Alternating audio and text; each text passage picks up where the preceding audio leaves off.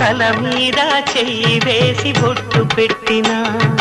తాళి బొట్టు మెడను కట్టి బొట్టు పెట్టినా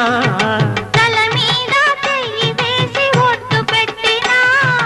తాళి బొట్టు మెడను కట్టి బొట్టు పెట్టినా సన్ని కళ్ళు తొక్కినా సప్తపదులు మెట్టినా సన్ని కళ్ళు తొక్కినా సప్తపదులు మెట్టినా మనసు మనసు కలపడమే